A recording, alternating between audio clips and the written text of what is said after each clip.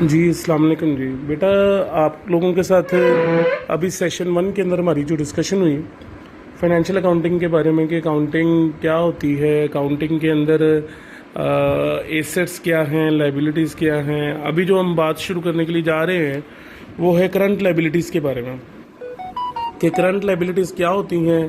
Current liabilities के अंदर current liabilities के अंदर आज हम किन किन टॉपिक्स को देखेंगे और किन किन टॉपिक्स के बारे में बात करेंगे। ज़रा गौर से सुन लीजिएगा।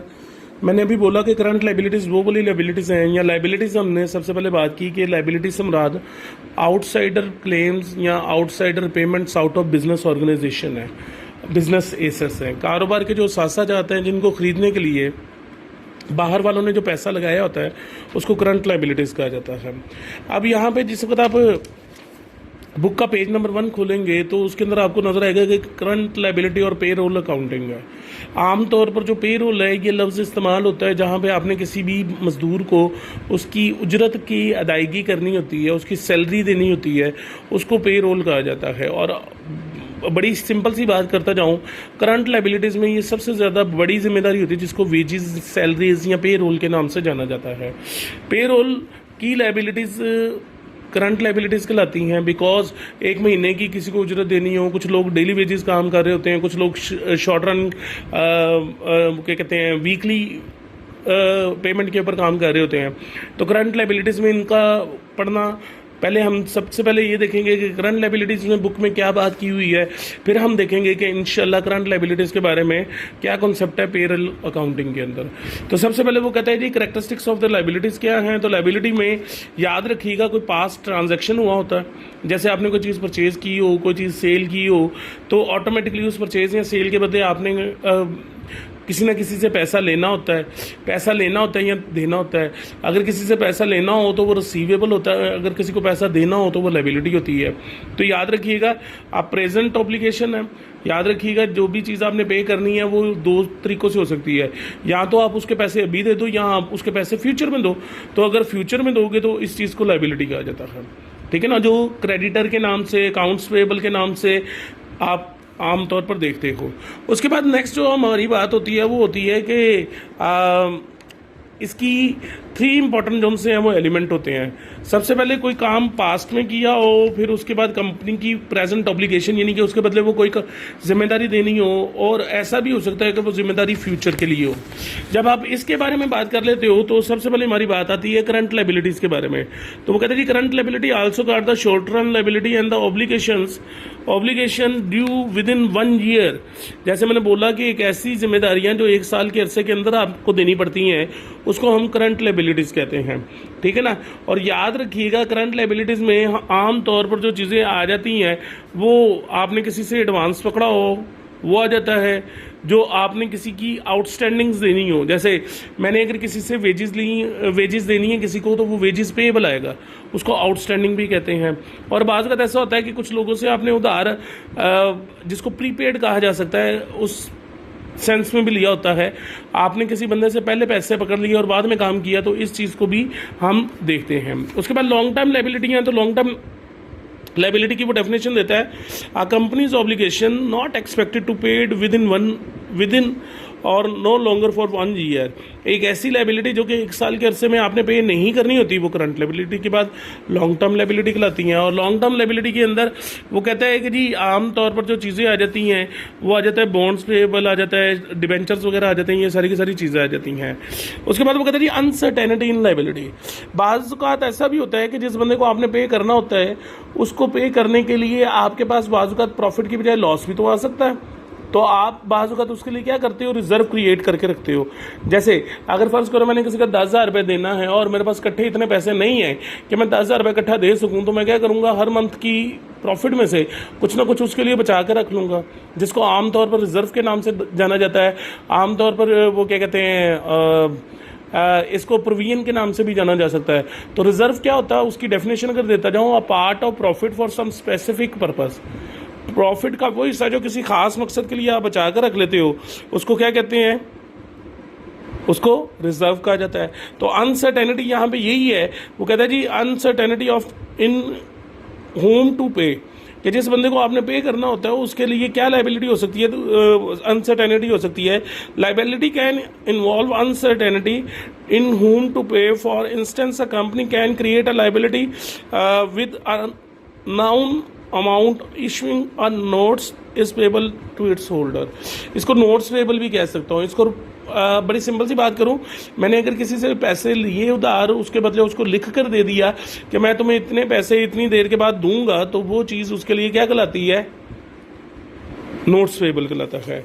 और उसके बाद आगे वो आगे बात कर रहे हैं कि वो कितनी मिकदार में पे करना होगा, तो मेरे ख्याल से उसके ऊपर इंटरेस्ट रेट लगता है, जिसके जरिए ये पता चलता है कि आने वाले वक्त में आपने कितने पैसे किसको और कहाँ पे अदा करने हैं। इसमें याद रखिए कि कुछ ऐसी लाइबिलिटीज़ होती हैं जिनके बारे में हमें पता होता है, जिनसे हमने उधार चीज़ें खरीदी होती हैं, उनको अकाउंट्स पेबल कहते हैं। इनको 2-3 नाम दिए जाते हैं, अकाउंट्स पेबल, क्रेडिटर या फिर ट्रेड डेट्स भी कहते हैं। तो वो कहता है जी अकाउंट्स पेबल और trade account payable are amount owed का मतलब होता है उधार लेना, to the supplier for the product, के चीज़ों को खरीदने के लिए जो उसने पैसे उधार पकड़े होते हैं या उधार पे जो चीज़ें सप्लायर से उठाई होती हैं, उनको अकाउंट्स पेबल कहते हैं। इसी तरह आपकी जितनी टोटल पे सेल है, सेल के ऊपर जितना आपने अदायगी करनी है, उसको अदा करने के लिए जो पैसे आपने उधार वापस करना है, उसको सेल्स टैक्स पेबल कहते हैं। तो जरा गौर से सुनना, वो यहाँ पे क्या कहता है, वो कहता है जी nearly all the states and the many cities levy tax on the retail sale. मेरे ख्याल से हर सूबे का अपना टैक्स होता है। सूबा पंजाब है तो उसने अपना एक टैक्स, प्रोविंशियल टैक्स लगाया हुआ है, और एक वफाकी गवर्नमेंट ने लगाया हुआ है जिसको FED कहते हैं, फेडरल एक्साइज ड्यूटी कहते हैं। सेल्स टैक्स और FED दोनों को मिलाकर जितना भी आपकी पेमेंट होती है वो आपके लिए लाइबिलिटी होती है। और आम तौर पर ये जो उनसे है, आप अगर कोई भी चीज़ को सेल करो तो एंट्री क्या करते हो, cash to sale, cash to sale. और सेल के साथ साथ उसका जो टैक्स पेबल होता है वो भी क्रेडिट होता है, क्योंकि लाइबिलिटी है। और आपको शायद बताया गया हो कि 3 चीज़ों में हमेशा जो उनसे है वो कौन कौन सी चीज़ डेबिट है और कौन कौन सी चीज़ क्रेडिट है। डेबिट क्रेडिट की अगर सेंस को याद रखने के लिए एक छोटी सी की देता जाऊँ कि 3 चीज़ें हमेशा डेबिट होती हैं, 3 चीज़ें हमेशा डेबिट होती हैं। कौन कौन सी जी, एसेट्स,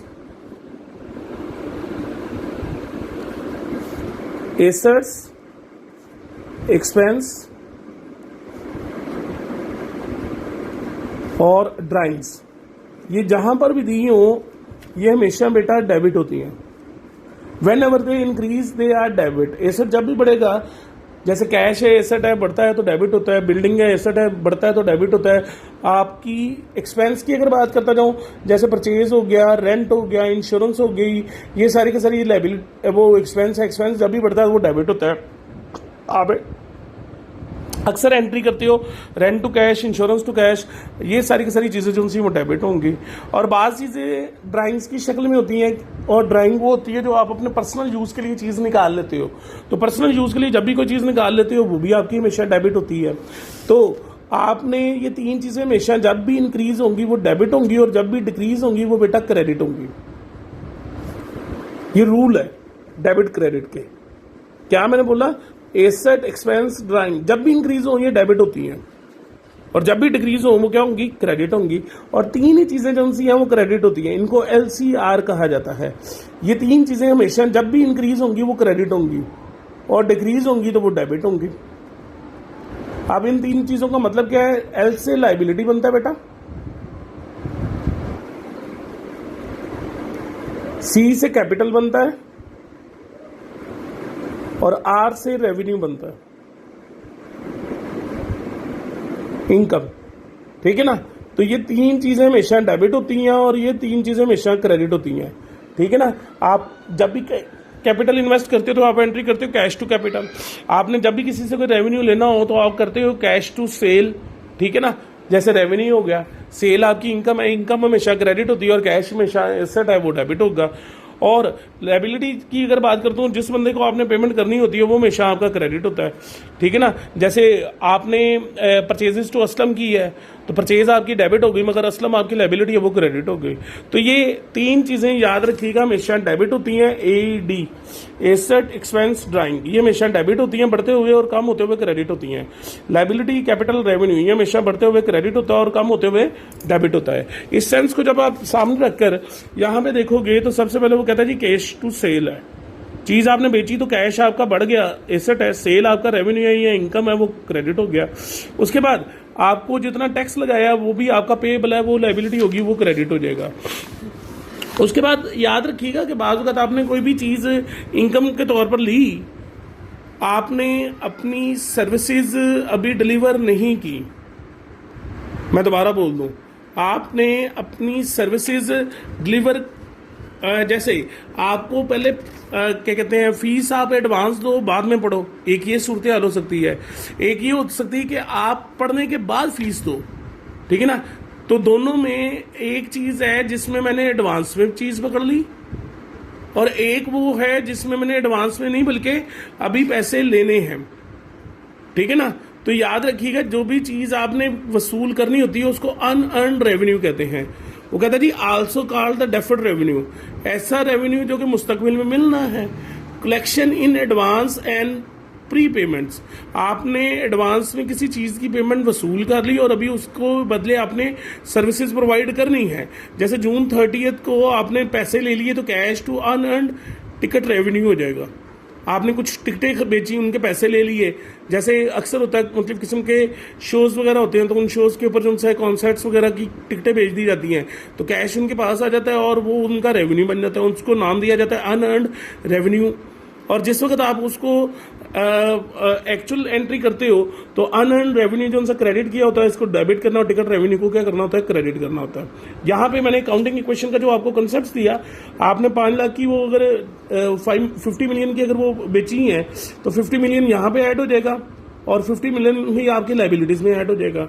यानी कि आपने एसेट के तौर पर कैश को इंक्रीज किया तो कैश में एसेट्स इंक्रीज हो जाएगा, और लाइबिलिटी साइड पे आपने किसको इंक्रीज किया, अनअर्न्ड रेवेन्यू को, जो कि लाइबिलिटी है, वो आपकी इंक्रीज हो जाएगी।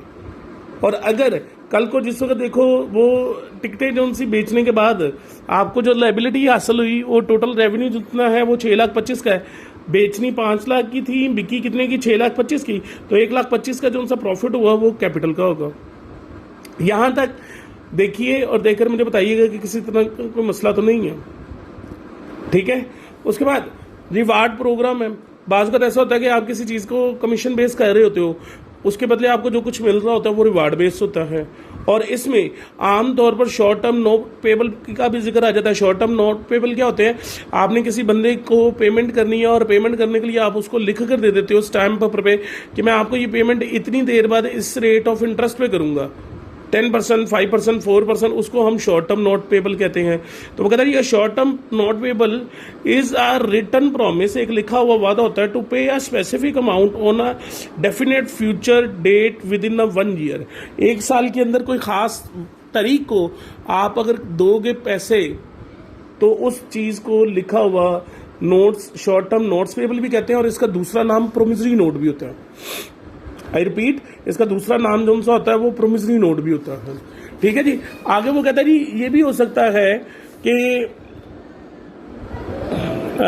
इसके बाद जो नेक्स्ट कॉन्सेप्ट है वो आपका आ जाता है, हाँ, आपने जिस वक्त अकाउंट्स पेबल को क्रिएट करना होता है उसकी एंट्री होती है कैश टू नोट्स पेबल। आपने अकाउंट्स पेबल जो उनसे हैं वो अदा करने हैं, जिस वक्त आपने क्रिएट किए तो जाहिर बात है वो क्रेडिट होंगे, और जिस वक्त आपने उसकी पेमेंट करनी होगी तो उसकी एंट्री जब भी आप करोगे वो क्या होगी, जरा गौर से देखना।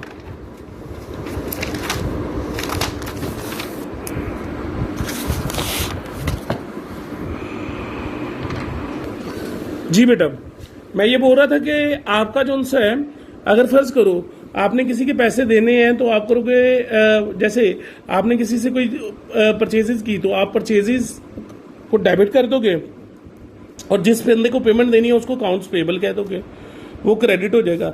आप फर्ज करो आपने किसी बंदे को जो उनसे है वो 600 रुपया देना है, 600 की परचेजेस की, तो परचेजेस टू अकाउंट्स पेबल आपकी पहली एंट्री आ जाएगी, और जब इसको पे करना होगा तो अकाउंट्स पेबल जाहिर बात है डेबिट होगा, वो 600 रुपये से है। अब इसके बदले आपने इसको कैश जो सा है वो लेट्स सपोज 100 रुपया दिया हुआ है और 500 रुपये अभी उसको लिख कर दे दिया कि मैं आपको इतनी देर बाद दूंगा, तो इसको नोट्स पेबल कहते हैं, ठीक है जी। तो सबसे पहले क्या है, आपकी चीज बेचने की एंट्री है तो वो परचेजेस टू अकाउंट्स पेबल है, और जिस वक्त वो पे करने की बात करेगा वो आएगा जी आपका accounts payable to cash. Accounts payable फिर बता दूं लाइबिलिटी, और लाइबिलिटी के बारे में मैंने अभी बताया था आपको कि लाइबिलिटी जब भी डिक्रीज करती है वो क्या होता है, डेबिट होती है। तो यहाँ पे अकाउंट्स पेएबल आपने डेबिट कर दिया, अकाउंट्स पेएबल आपने क्या कर दिया, डेबिट। और अकाउंट्स पेएबल डेबिट होने की वजह से कैश क्या हो गया, क्रेडिट। और नोट्स पेएबल यानी कि आपने उसको लिख कर दे दिया मैं इतने पैसे दूंगा। और जब आप नोट्स पेएबल की पेमेंट करोगे तो नोट्स पेएबल आपका हमेशा डेबिट होता है, लाइबिलिटी है ना, पे करोगे तो वो क्या होगी, डेबिट। और वो कितने से आएगी जी, 500 रुपए से, ठीक है। और 10 रुपए इस पे आपने इंटरेस्ट उसको देना था, इंटरेस्ट आपका एक्सपेंस है, और एक्सपेंस हमेशा क्या होता है, डेबिट होता है। और जब उसको आप पेमेंट करोगे टोटल तो वो हो जाएगी कैश में से 510 रुपए की, ठीक है। नोट्स पेएबल या अकाउंट्स पेएबल में ये फर्क होता है, अकाउंट्स पेएबल में आप उसको लिख कर नहीं देते, जब आप उसको लिख देते हो तो वो नोट्स पेएबल बन जाता है। और नोट्स पेएबल को जिस वक्त आप पेमेंट करते हो तो नोट्स पेएबल आपका डेबिट होता है, और क्रेडिट आप किसको कर देते हो, कैश को कर देते हो। इसका मतलब क्या है कि जब आपकी टोटल पेमेंट की बात करूं तो वो 510 रुपए हुई, 10 रुपए उसमें इंटरेस्ट था, इंटरेस्ट हमेशा डेबिट होता है। और अगर फर्ज करो यही चीज आप बैंक से उधार लो, ये 3 एंट्रियां मैंने जो की, ये ऊपर वाली 2 एंट्रियां थे, ठीक है। पेज नंबर आपका जो सा वो 440 के ऊपर है ये। उसके बाद आप जो बात कर रहे हो वो कर रहे हो not given to borrow from bank. अगर फर्ज करो आपने उधार लिया बैंक से और बैंक को लिख कर दिया कि मैं ये पेमेंट आपकी इतनी देर बाद दूंगा, ठीक है ना। बैंक से आप अक्सर उधार लेते हो तो बैंक आपको जो सा है वो सूद के साथ उधार देता है, और बाकायदा तौर पर लिख कर देता है कि जी इतनी पेमेंट आपको इतने दिनों के बाद करनी है, और उसके ऊपर ये वाली चीज़ आपको पेमेंट करनी पड़ेगी। तो सबसे पहले याद रखना कि बैंक से आपने उधार लिया 2000 रुपया, तो आप कैश को डेबिट लिखोगे और उसको लिख कर दिया है, वो लाइबिलिटी आपकी बन जाएगी नोट्स पेएबल, वो डेबिट हो जाएगा, वो क्रेडिट हो जाएगा, ठीक है। जैसे यहाँ पे मैंने किया ना आपका इसकी 2 एंट्री आपको करके दिखा देता हूँ। पहली एंट्री है जिस वक्त आप उससे उधार लोगे तो वो कैश को डेबिट करेगा, कैश को क्या करेगा, डेबिट। और इसके बदले जब उसको पेमेंट करने की वादा किया है तो उसको नोट्स पेएबल को वो क्रेडिट करेगा। लेट्स सपोज वो कितने की एंट्री कर रहा है, ये 2000 रुपए की एंट्री कर रहा है, तो 2000 रुपए यहाँ पे डेबिट हो जाएगा और 2000 रुपए यहाँ पे क्या हो जाएगा, क्रेडिट हो जाएगा। मगर उस पर जो इंटरेस्ट देना है वो नोट पेएबल को डेबिट करेगा, जब पेमेंट करनी होगी इंटरेस्ट जितना देना है वो भी डेबिट करेगा, और उसके बदले जो पेमेंट कर रहा है वो सारी की सारी कैश के बदले होगी। अच्छा, इसके ऊपर जो इंटरेस्ट है वो आम तौर पर परसेंटेज में दिया होता है, डेज के हिसाब से भी हो सकता है। लेट्स सपोज आपको यहाँ पे वो जो एग्जाम्पल में दे रहा है वो कह रहा है कि फर्ज करें 2000 रुपये जो टोटल अमाउंट थी उसमें 12% इंटरेस्ट है, तो 12% का मतलब है 12/100, और 2 माह का है तो 2/12 आ जाएगा, और अगर डेज में हो तो 60/360 आ जाएगा, या 365 आ जाएगा। आप जब इसको कैलकुलेट करोगे तो वो 40 रुपीज़ आ जाएगा। इसका मतलब है 2000 रुपये की जो चीज़ थी, जरा गौर से देखिएगा, 2000 रुपये की जो चीज़ थी उसकी पेमेंट करते हुए 40 रुपये इंटरेस्ट लगा, और टोटल आपको कैश जो देना पड़ा वो 2040 होगा।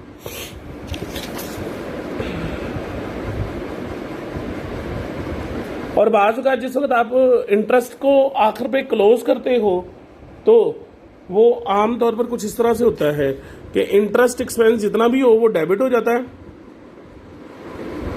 और जिसको पेमेंट करनी होती है वो क्रेडिट हो जाता है। पहले वाली एंट्री में 10 रुपये इंटरेस्ट था, ये देखो पहले वाली एंट्री में 10 रुपये इंटरेस्ट था, दूसरी वाली एंट्री में 40 रुपये इंटरेस्ट था, तो दोनों इंटरेस्ट को डेबिट करके इंटरेस्ट पेएबल यानी कि ये लाइबिलिटी के तौर पर हमने पे करना है। यहां तक देखें और देखकर मुझे बताएं कि किसी तरह का कोई इश्यू तो नहीं है।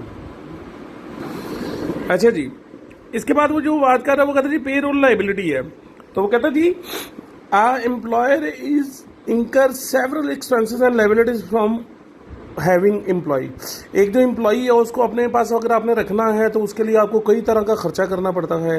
These expenses and liabilities are often large arises from the salaries and wages earned. वो कहता है जी कि इसको वेजेस और सैलरीज के नाम से दिया जाता है।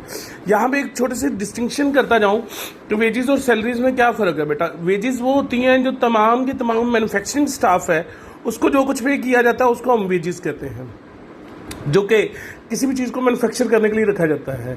और जो उसका सुपरवाइजरी स्टाफ होता है जो कि आपका सुपरविजन कर रहा होता है उसको हम जो कुछ पे करते हैं वो सैलरीज होती हैं। एक डायरेक्ट एक्सपेंस है और एक इनडायरेक्ट एक्सपेंस है। वेजेस जो सी होती हैं वो डायरेक्ट एक्सपेंस है और जो सैलरीज हैं ये इनडायरेक्ट एक्सपेंस हैं। अब यहाँ पे वो जो कुछ बता रहा है चीज़ें कि वो कौन कौन सी चीज़ें हैं जो आम तौर पर, अच्छा यहाँ पे दो तरह की सैलरी होती है। एक होती है without allowances, without any benefits, without any वो क्या कहते हैं एक्स्ट्रा बेनिफिट्स, वो बेसिक सैलरी होती है। और उसमें कुछ अलाउंसेस वगैरह डाले जाते हैं, जैसे कन्वेंस अलाउंस हो गया, हाउस रेंट अलाउंस हो गया, अकोमोडेशन अलाउंस होता है। बाज़ वक़्त आपको जो सा है वो क्या कहते हैं पिक एंड ड्रॉप दी जाती है, उसकी फैसिलिटी का अलाउंस होता है। दोपहर का खाना दिया जाता है, उसका अलाउंस होता है। तो वो तमाम के तमाम अलाउंसेस जो से हैं वो बाज़ वक़्त बीच में से डिडक्ट हो भी सकते हैं और नहीं भी। जैसे आमतौर पर जो ग्रॉस पे होती है, जो ग्रॉस पे होती है उसमें income tax, sales tax, net pay, voluntary deductions जैसे कि सेविंग्स वगैरह आ जाती हैं, मुख्तलिफ किस्म के टैक्स होते हैं और मुख्तलिफ किस्म के सोशल टैक्स और मेडिकल टैक्स, यानी कि मेडिकेशन करवानी है तो तब भी आपको पैसे देने पड़ते हैं और बाकी के तमाम बेनिफिट्स के लिए भी आपको टैक्स देने पड़ते हैं। तो जब आप सारी की सारी सैलरीज में से टैक्स पे कर देते हो, जो तो बाकी बच जाती है वो नेट टैक्स, नेक्स्ट सैलरी बच जाती है। ठीक है ना। जैसे वो यहाँ पे एक एग्जांपल आपको दे रहा है, वो कहता है कि जी यहाँ पे सैलरी है 2000 रुपया, उसके बाद उसके कई तरह के अलाउंसेज हैं जिनमें सोशल सिक्योरिटी, मेडिकल अलाउंस है, एम्प्लॉय फेडरल इनकम है, मेडिकल इंश्योरेंस है, एम्प्लॉय यूनियन है, सैलरीज पेएबल है। तो आपकी टोटल जो सी 2000 अमाउंट थी उसमें से तमाम की तमाम लाइबिलिटीज थी, ये बाकी की सारी वो जमा की 1524 रुपये की बन गई। तो इक्विटी में से आपके 2000 रुपये खर्च होंगे और लाइबिलिटी के तौर पर ये सारे के सारे बेनिफिट जो से हैं वो भी देने पड़ेंगे। तो टोटल पे आपकी जो सी बनेगी वो बेटा 1524 बनेगी, डिफरेंट किस्म के ये सारे के सारे टैक्सेस को पे करने के बाद। तो इसलिए वो कल को जब आपको पे करेगा तो वो सैलरीज पेएबल को डेबिट करेगा और कैश को क्रेडिट करेगा। मेरे ख्याल से आमतौर पर भी एंट्री यही होती है सैलरीज को पे करने के लिए, सैलरी टू कैश। ठीक है ना। और आम तौर पर ये तमाम टैक्सेस को पे करने की वजह से ही सैलरी आपकी पे की जाती है। पेज नंबर वो क्या कहते हैं 441 तक आपका कुछ आज हमने टॉपिक डिस्कस किया है, इसको ज़रा देखिएगा और देखकर मुझे बताइएगा। किसी तरह का आपको कोई प्रॉब्लम हो, किसी भी तरह का आपको मसला हो तो व्हाट्सएप के ऊपर इंशाल्लाह गूगल मीटिंग के ऊपर हमारी बात चलेगी। Page number 4